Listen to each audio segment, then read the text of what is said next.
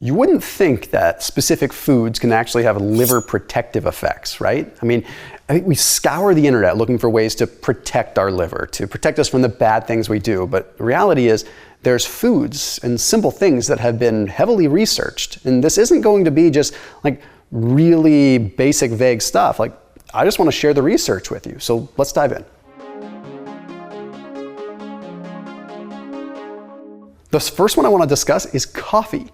We would think that coffee is bad, right? We think it's this drink that our body has to process, and to a certain degree, depending on the kind of coffee you get, yes, it could be bad. Okay, but there was a 2016 meta-analysis that was published in Alimentary Pharmacology and Therapeutics.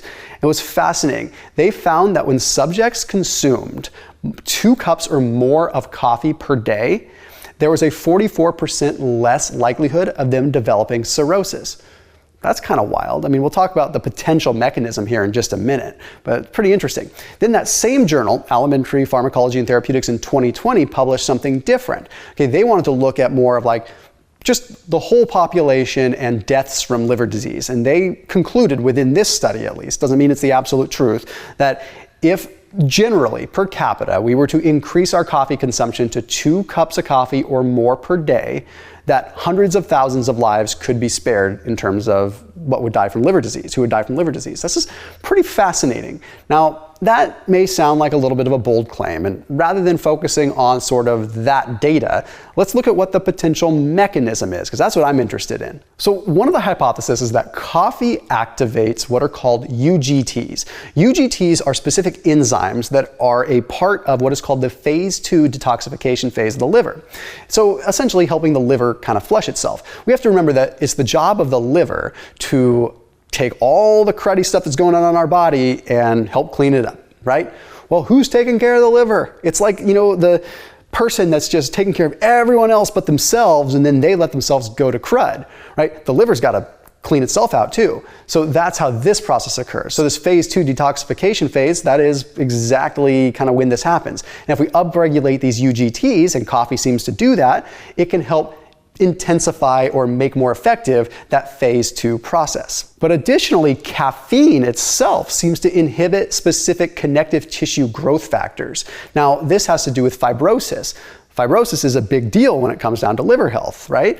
So how is this happening? Well, caffeine seems to inhibit specific proteins that would normally upregulate the cysteine proteins that lead to fibrosis. So we kind of have a double whammy there. We have the coffee itself that has one effect, and we have the caffeine coming in with the fibrosis effect. So that could certainly tie into the whole cirrhosis conversation. But then there's one other thing. There's a compound in coffee called chlorogenic acid. Now, chlorogenic acid has been demonstrated to attenuate steatosis. So that's going to be like the accumulation of fat within the liver, and also improve the glucose tolerance.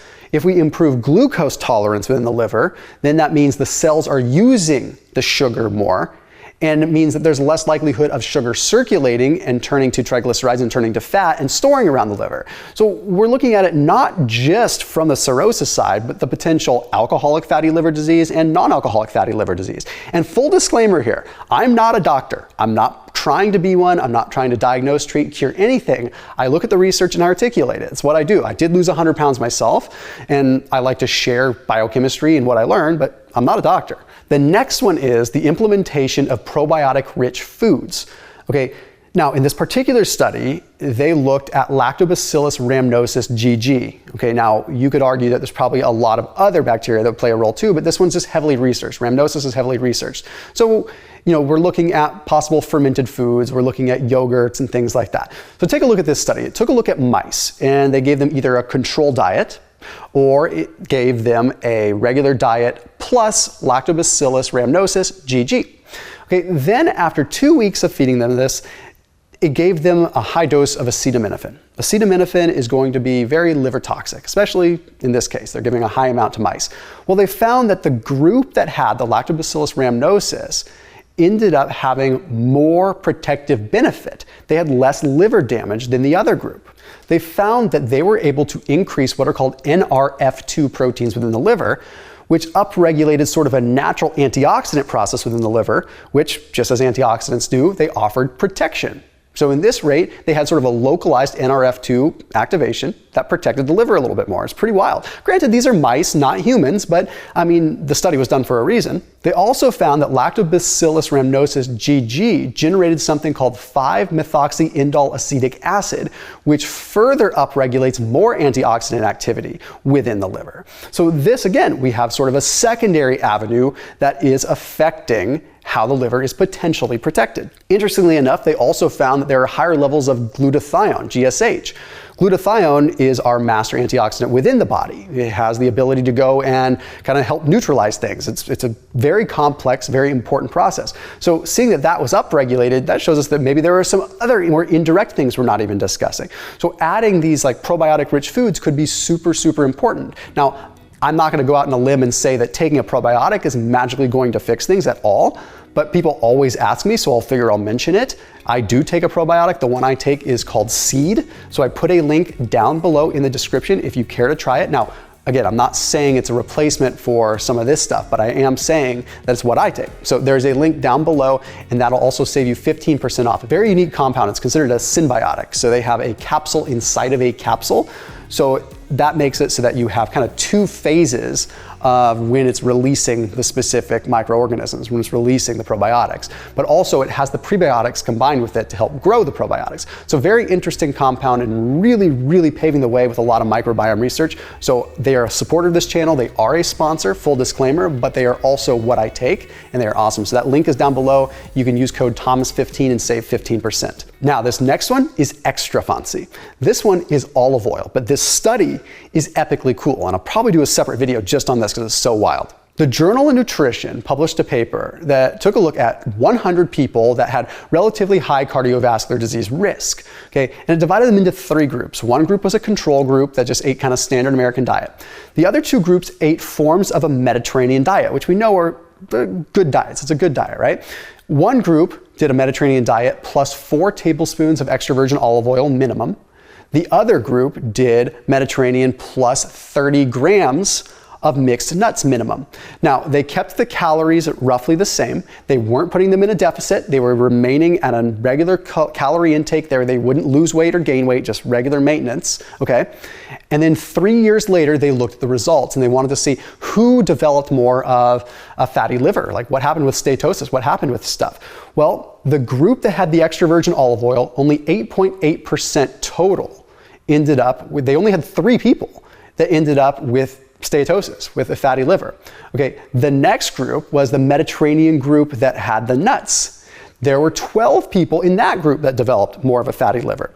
Okay, then the control group, there were 10 people that developed a fatty liver. Now that 10 to 12 between the control and the Mediterranean plus nuts could be a discrepancy there, could, have any kind of range there. But the difference with the 3 that had the olive oil, that tells us something's going on with olive oil, right? So what's the mechanism here? Well, for one, monounsaturated fats in and of themselves have tremendous properties, but let's focus on some more of the phenolic compounds, right? Things like hydroxytyrosol, which is a powerful antioxidant.